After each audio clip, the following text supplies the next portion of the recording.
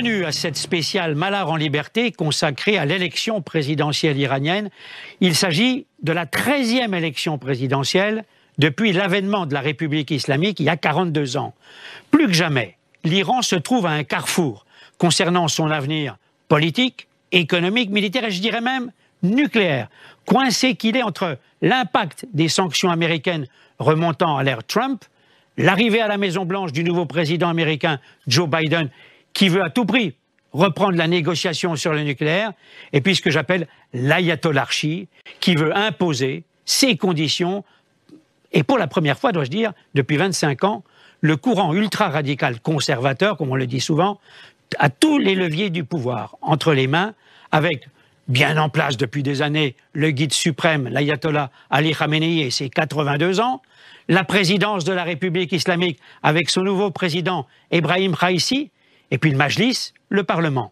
C'est la configuration idéale pour préparer la succession de Ali Khamenei. Alors pour parler de ces enjeux fondamentaux, nous allons retrouver à Londres Amir Taheri, écrivain et journaliste iranien, qui a été le premier, je tiens à le signaler, à publier la biographie de l'ayatollah Khomeini. Puis dans notre studio à Paris, nous avons Youssef Belfella, chercheur consultant spécialiste du Moyen-Orient, et puis Gérard Vespierre, directeur d'études à la Fondation d'études pour le Moyen-Orient. On va parler d'un certain nombre de thèmes aujourd'hui, mais j'aimerais vous entendre tout d'abord sur la façon dont vous voyez ce que j'appelle les retombées intérieures de l'arrivée au pouvoir qui était quand même plus ou moins attendu, même plus qu'attendu, de Ebrahim Raïssi, cet ultra-conservateur dur, inféodé complètement à Khamenei.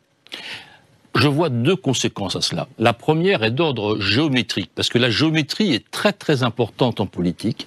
Et donc, on voit que tous les ultras, les radicaux, effectivement, comme vous venez de le préciser, sont aux manettes. Et si on ajoute les gardiens de la Révolution, donc on a ces quatre pôles, tous les radicaux qui finalement excluent le reste de la représentation à l'intérieur du régime et bien sûr à l'extérieur du régime. Donc les radicaux sont marginalisés politiquement par rapport au reste du système politique iranien. La deuxième conséquence, c'est que vous avez finalement vis-à-vis de l'intérieur un système de combat.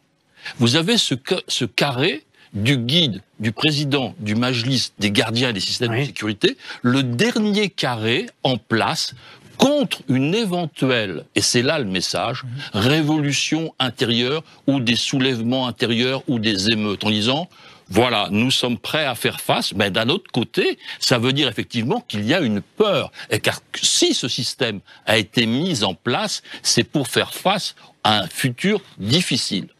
Bon, comment vous voyez cet avenir, alors Younes, comment vous voyez l'avenir de l'Iran aujourd'hui avec Ebrahim Raïssi, et puis un Khamenei qui a quand même 82 ans, qui a un cancer de la prostate en phase 4, c'est-à-dire, bon, il est presque sur la fin.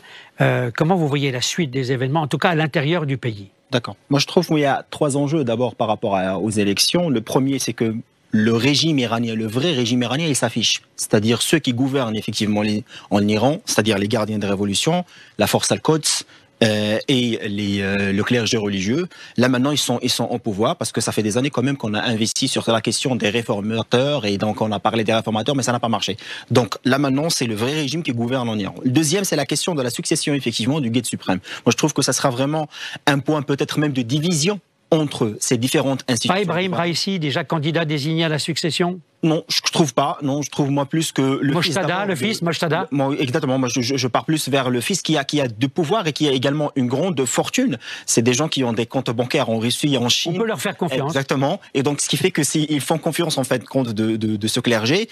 Et troisièmement, c'est le dossier nucléaire. C'est-à-dire, c'est le programme électoral de ce monsieur. Il y a rien sur la partie économique, ni sur la partie sociale, mais c'est seulement la question de négocier le nucléaire. Maintenant, il y a malheureusement en fait des gens dans l'Occident qui préfèrent négocier avec des gens qui appartiennent, on va dire, à ces ultra-conservateurs, pour la simple raison, parce que d'abord, c'est un pouvoir qui est aligné, concentré, centralisé dans le clergé religieux. Et deuxièmement, parce qu'il y a un besoin chez les ultra-conservateurs pour négocier afin d'atténuer les sanctions économiques. Et c'est là, je trouve, qu'est le point de départ de toute une négociation avec les États-Unis. Alors, on va y venir tout de suite avec Amir Tahiri, qui nous entend à Londres. Est-ce que vous pensez qu'aujourd'hui, on va vers une négociation que peut-être le régime a voulu retarder pour que le crédit d'un éventuel accord ne profite pas ce qu'on a appelé nous les Occidentaux, les réformistes, ouais. C'est-à-dire Rouhani et puis Mohammad Javad Zarif, ouais. Le ministre des Affaires étrangères. Ouais. Est-ce qu'aujourd'hui vous pensez que Amir Tahiri, on va vers une réelle négociation et que les Américains vont peut-être commettre les mêmes erreurs que celles qu'ils ont commises il y a 6 ans? Les masques ont tombé. Et maintenant, il n'y a pas le masque souriant des modérés, cher au président Obama. Maintenant, on sait qui gouverne l'Iran. Ce sont des gens qui vraiment n'habitent pas dans notre époque, n'habitent pas dans notre monde. Ils considèrent l'Iran comme un véhicule pour leur idéologie et d'exporter des révolutions. Donc, ça va simplifier la situation pour les opposants iraniens, parce qu'une partie des opposants était toujours tentée par la modération, par la réforme, etc.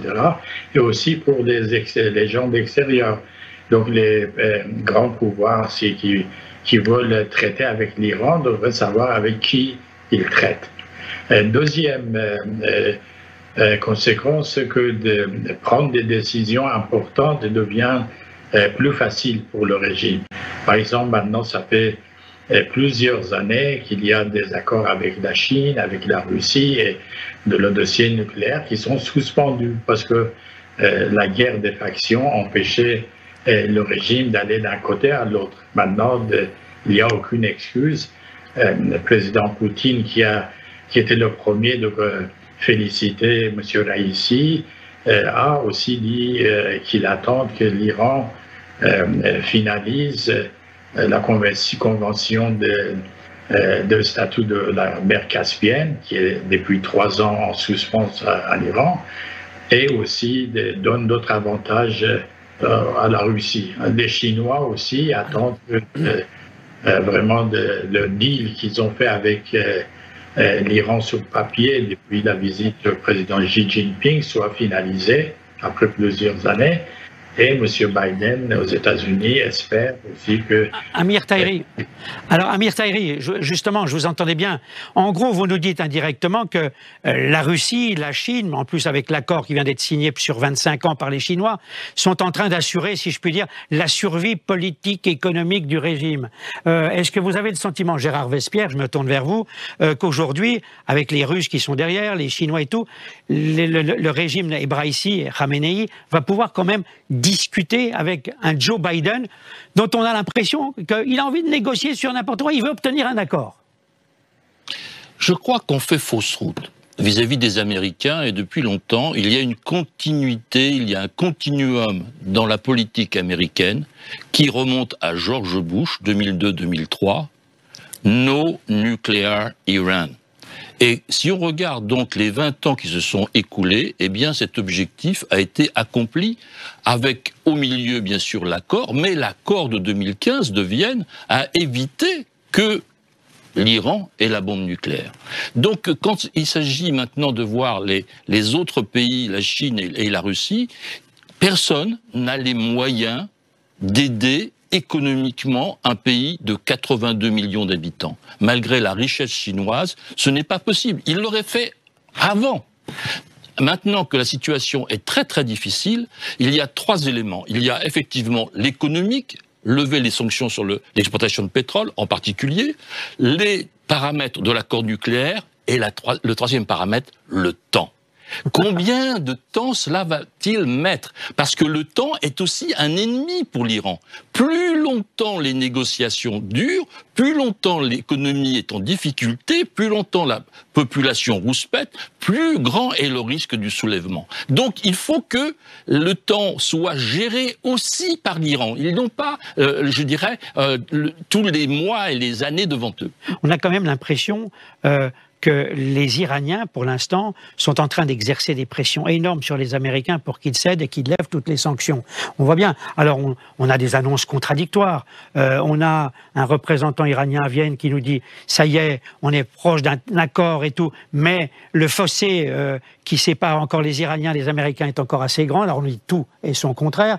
Donc, quand vous parlez du temps, en effet, c'est important. Est-ce que vous avez le sentiment que les Américains vont céder aux pressions iraniennes, ou est-ce que les Iraniens, on n'a pas cette impression-là, vont accepter de faire quelques concessions? Ils sont obligés.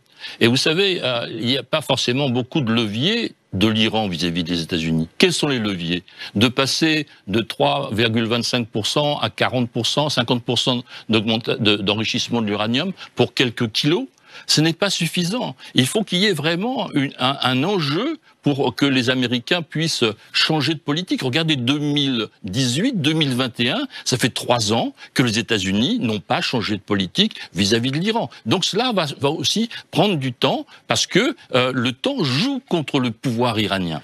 Vous pensez ça aussi, le temps joue pour le pouvoir, contre le pouvoir iranien, Younes? Moi, je trouve que le problème, en fin de compte, des Américains avec le dossier iranien, c'est qu'il y a une différence entre la résolution des problèmes et la gestion des problèmes. Ce qui se passe, c'est une gestion de problèmes. C'est-à-dire, on est en train de négocier depuis 2003 et 2002 sur cette question.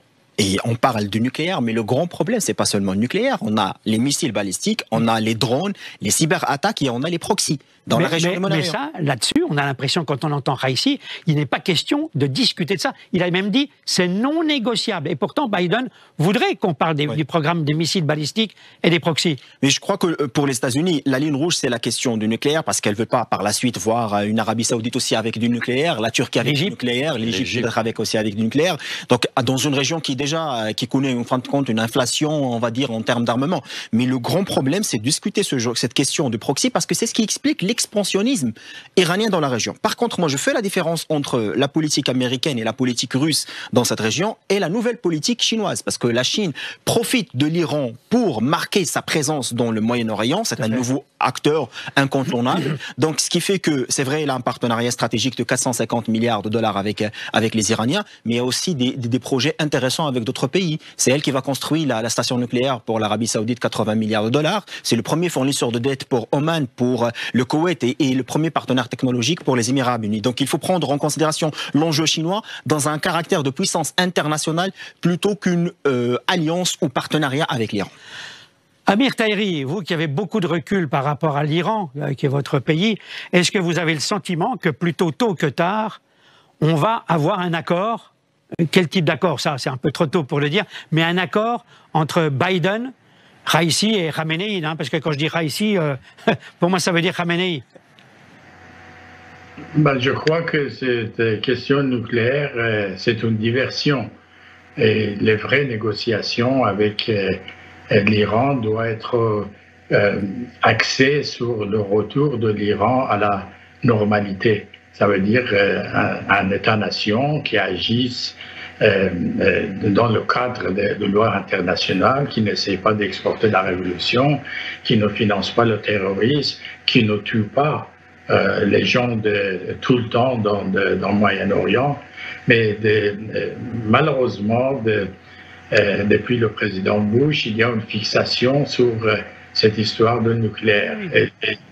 Et le leadership iranien a utilisé ça pour avoir les mains libres dans d'autres domaines. Maintenant, il faut décider, c'est pour le président Biden. Et Biden est la seule personne pour l'instant qui peut sauver ce régime en levant les sanctions imposées par le président Trump. Sinon, le régime actuel est dans une crise profonde. L'économie ne marche plus. Ils n'ont pas assez d'argent même de payer leurs subventions aux Nations Unies. Donc, la décision vraiment reste entre les mains des Américains. Amir Taïri, attendez, alors là je voudrais avoir Gérard Vespierre et Younes Belfella en 1 minute. Est-ce que vous pensez que quoi qu'il arrive, quoi qu'on dise, quoi qu'on fasse, l'Iran est déterminé à se doter de l'arme nucléaire et qu'il l'aura, comme l'a eu Kim Jong-un en Corée du Nord, et je répète souvent qu'il a eu son assurance vie? C'est complètement différent parce que effectivement le développement nord-coréen a été fait dans le secret, loin effectivement de toute zone d'influence et de présence internationale. Là, la présence d'Israël on va y venir. Voilà, allez-y. Près de l'Iran change complètement la donne et les réseaux qui sont disponibles à l'intérieur de l'Iran pour savoir ce qui se passe n'ont rien à voir avec peut-être l'absence de réseau que l'on peut avoir en Corée du Nord. Ça, c'est sûr. Donc, on sait très bien ce qui se passe, et s'il y a eu ces alertes vis-à-vis des programmes nucléaires iraniens, c'est que l'information venait de l'intérieur.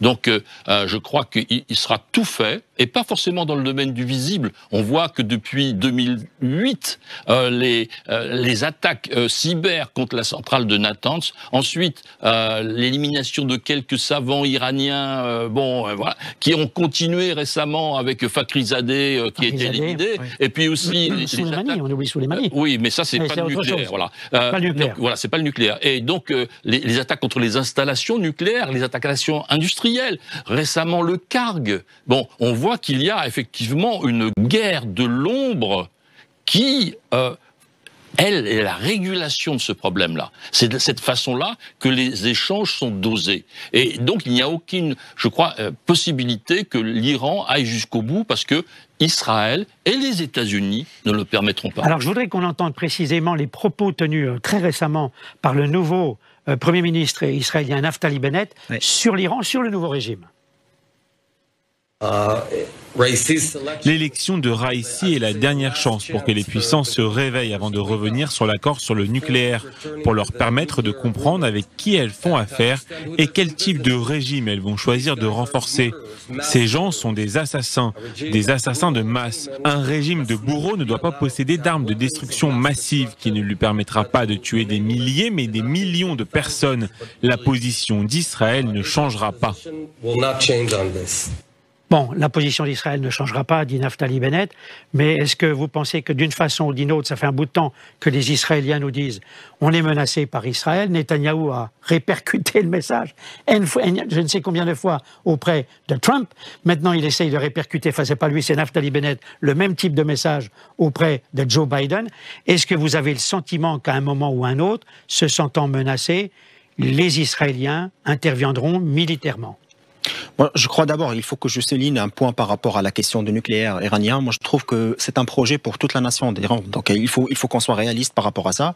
Et qu'il y a une transformation, c'est-à-dire le pouvoir qui était chez le clergé religieux, il va partir chez les nationalistes qui ont un projet de redorer le blason d'un empire perse. Et donc, pour eux, effectivement, le nucléaire, c'est une assurance vie.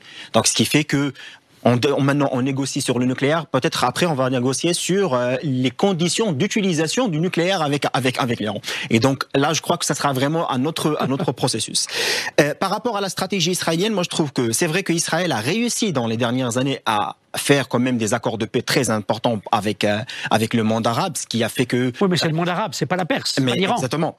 Et donc, ce qui fait que, on veut dire, ceux qui sont les principaux ennemis, on va dire, dans cette région, premièrement, c'est l'Iran et deuxièmement, c'est la Turquie. Il ne faut pas oublier quand même, c'est le parrain des frères musulmans, c'est le premier fournisseur de... Erdogan, tout à fait. Donc, ce qui fait que, comme il y a l'équilibre de force, il y a aussi l'équilibre de faiblesse. Moi, je trouve que la stratégie israélienne doit jouer sur un équilibre de faiblesse entre l'Iran et la Turquie, de manière qu'on a ici un clan chiite et de l'autre un clan sunnite. Et c'est vraiment la seule approche qui peut garantir de la paix dans cette région. Surtout qu'Israël actuellement a quand même amélioré son image vis-à-vis du monde arabe avec les derniers accords, ce qu'on appelait les accords d'Abraham. Et donc c'est la seule piste actuellement, surtout à travers un développement économique et commercial, de mettre en place un clan arabo-israélien face à la Turquie d'Erdogan et l'Iran des Ayatollahs.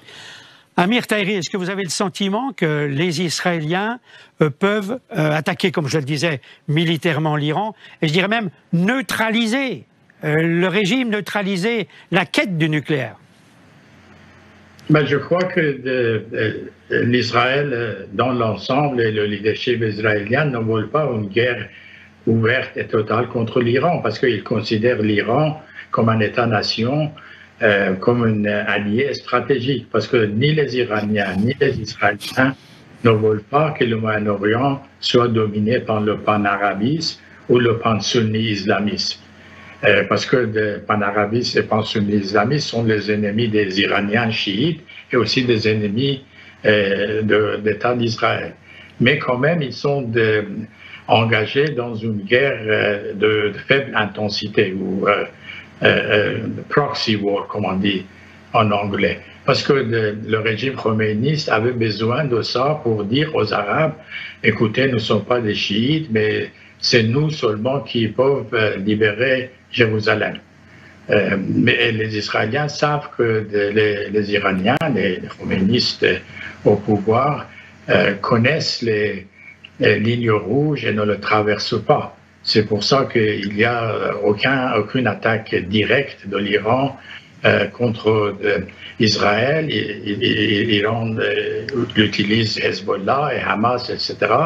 Mais dans le cas de Hezbollah, vous avez dit qu'il y a eu 2 guerres, mais l'Iran, avec l'aide de France, il faut se rappeler, négocier un cessez-le-feu qui dure jusqu'à aujourd'hui.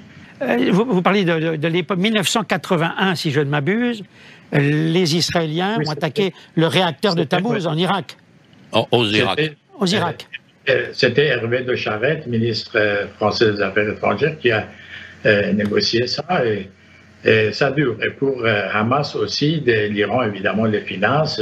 Il donne des roquettes, des missiles, etc., mais dans un cadre limité.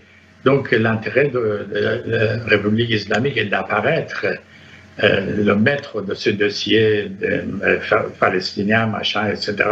Mais en même temps, par exemple, il ne laisse pas l'autorité palestinienne d'avoir une ambassade à Téhéran. Vous voyez, c'est très compliqué.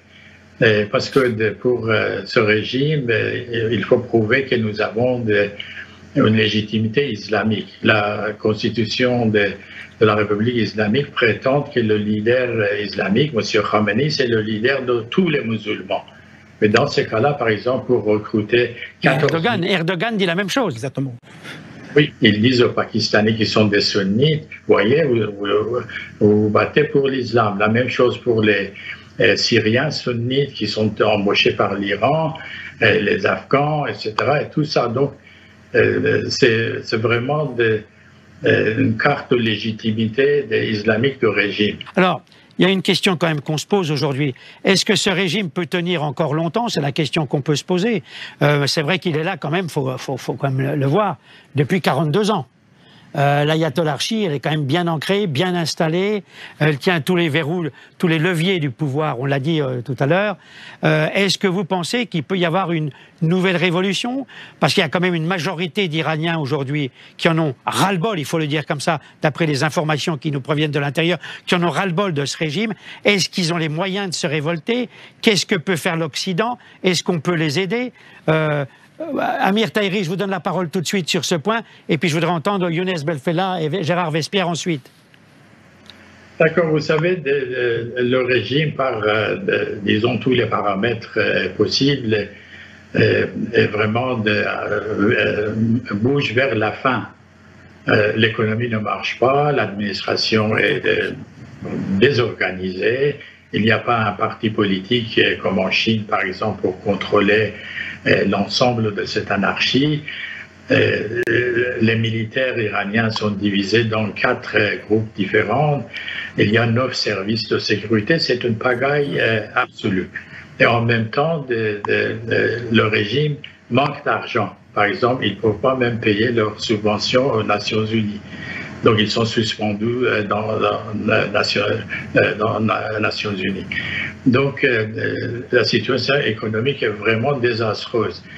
Président Rouhani, président sortant, dit « Je suis fier, j'ai empêché l'Iran de devenir un deuxième Venezuela. » Mais la possibilité est toujours là. Alors, merci Amir Tahiri. Je me retourne vers Younes Belfella et Gérard Vespierre. Qu'est-ce qui peut se passer? Révolution? Ou est-ce qu'il y a derrière une véritable alternative ou d'autres alternatives?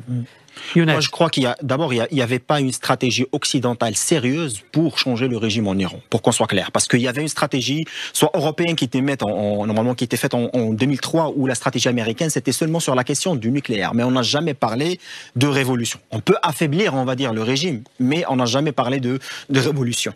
Parce qu'on sait parfaitement que le coût d'une révolution en Iran, ce sera vraiment très très dur sur toute la région et sur la question de la stabilité. Maintenant, il faut savoir que c'est vrai qu'il y a maintenant des gens qui ont participé à ce régime, qui étaient des présidents. On voit Ahmadinejad qui devient opposant, on voit Khatami qui devient opposant. Et c'est vrai que ça montre en quelque sorte la complexité, voire l'impasse politique dans ce régime. S'ajoutant à cela, bien sûr, la question de la détresse économique.